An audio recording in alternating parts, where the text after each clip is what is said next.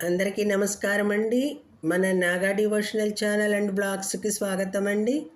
మనం ఈరోజు ఈ వీడియోలో ఒక మంచి కథ చెప్పుకుందామండి. ఏంటది? మాతృప్రేమ గురించి తెలుసుకుందామండి. మాతృప్రేమ ముందు ఈ సృష్టిలో ఏ శక్తి నిలవలేదు.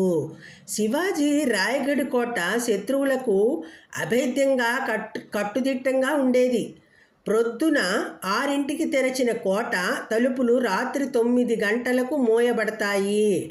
ద్వారం మూసి ఉన్న సమయంలో చీమ కూడా లోని నుండి బయటికి, వెలుపల నుండి లోనికి రాకూడదు. ఇది ఛత్రపతి శివాజీ ఆజ్ఞ. రాజ్య రక్షణార్థం ఇట్టి కట్టుదిట్టాలు తప్పలేదు. ఎట్టి పరిస్థితుల్లోనూ రాత్రి 9 తరువాత కోట ద్వారం తెరవబడదు. హీరాకాని అనే గ్రామవాసి రోజు కోటలో ఉన్న అధికారులకు, సైనికులకు పాలు పోయటానికి వచ్చేది. అందరికీ తనకు చేతనైన సహాయం చేసేది. ఇలా ఉండగా ఒకరోజు సాయంకాలం పాలు పోయటానికి కోటలోకి వచ్చింది హీరాకాని.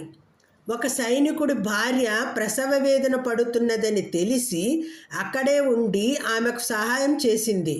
పురుడు అయ్యేదాకా అక్కడే ఉన్నది. ఇంటికి వెళదామని సమయం చూస్తే 9 దాటిపోయింది. పరుగులు తీసి కోటకుమ్మం చేరింది హీరాకాని. కావలి వాళ్ళు హీరాకాని చాలా మంచిది అని అభిమానం ఉన్నా రాజాజ్ఞ ధిక్కరించలేక తలుపులు తీయలేదు. అయ్యో, ఇంట్లో ఉన్న పసిపిల్లవాడికి ఆకలి వేస్తుంది, వాడికి పాలు ఇవ్వాలి అని ప్రాధేయపడింది.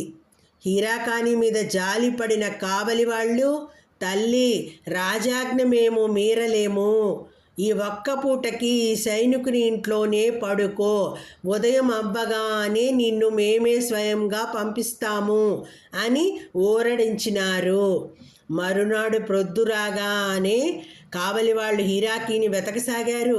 ఎక్కడైనా ఆదమర్చి నిద్రపోయిందేమో లేపి ఇంటికి పంపుదామనుకున్నారు. అలా వెతుకుతున్న వారికి కోట గోడ వద్ద హీరాకాని పాల పెరుగు కుండ కనిపించింది. పైకి చూసేసరికి ఆమె పూసల గొలుసు కోట మీద రాయికి వ్రేలాడుతూ కనిపించింది. ఆశ్చర్యపోయిన కావలి వాళ్ళు శివాజీకి ఈ విషయం విన్నవించారు. ఒక స్త్రీ అభేద్యమైన కోట అర్ధరాత్రి ఒంటరిగా దాటడమా? ఇది ఎలా సాధ్యం అని నివ్వెరపోతూ స్వయంగా పరిస్థితిని పరిశీలిద్దామని అక్కడికి వచ్చాడు శివాజీ. ఇంతలో హీరాకాని రానే వచ్చింది. వణుకుతూ శివాజీ ముందు నిలబడి, అయ్యా, రాత్రి పాలకై ఏడుస్తున్న నా బిడ్డడు గుర్తుకు వచ్చాడు. ఇక ఏ దారి తోచలేదు. కోట గోడలు ఎలా దాటానో నాకే తెలియదు. కొండలు, గుట్టలు, తుప్పలు ఆ నడిరాత్రి ఎలా దాటానో కూడా తెలియలేదు. నా బిడ్డ ఒక్కడే నాకు జ్ఞప్తిలో ఉన్నాడు. నా తప్పు క్షమించండి ప్రభూ అని ప్రార్థించింది హీరాకాని. శత్రువులకు సింహస్వప్నమైన ఛత్రపతి కళ్ళు చెమ్మగిల్లాయి.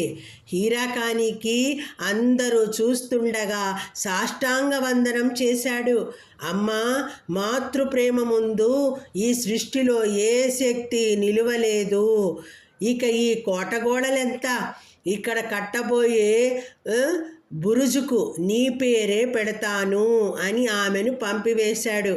అమ్మ విలువ తెలిసిన శివాజీ ఇప్పటికీ ఈ బురుజు హీరాకాని బురుజు అనే పిలవబడుతోంది. ఇదండి అమ్మ ప్రేమ, మాతృప్రేమ. దేన్నైనా అడ్డుగిచ్చుకొని బయటపడిపోతుందండి. అదండి ఆ మాతృప్రేమలో ఉన్న మహత్యం అనేది, పవర్ అనేది అదండి. ఆ బిడ్డకు పాలియాలనే ఇదితో ఏం దాటిందో, ఏం ఎక్కిందో, ఏం చేసిందో చీకట్లో ఏమీ ఆమెకు తెలియలేదటండి. ఆ బిడ్డకు నేను వెళ్ళి పాలివ్వాలి అన్న ఒక్కటే మనసులో ఆమెకి ఉన్నది. ఆ సంకల్పంతో ఆమె ఎంతగా చేసిందో చూడండి. ఇదండి మాతృప్రేమ అంటే. అందరూ తెలుసుకోవాలండి మాతృప్రేమ గురించి. ఇదండి వీడియో నచ్చినట్టయితే లైక్ చేయండి, షేర్ చేయండి, సబ్స్క్రైబ్ చేయండి. అందరికీ ధన్యవాదములు. సర్వం శ్రీ కృష్ణార్పణమస్తు. సర్వే జనా సుఖినో భవంతు.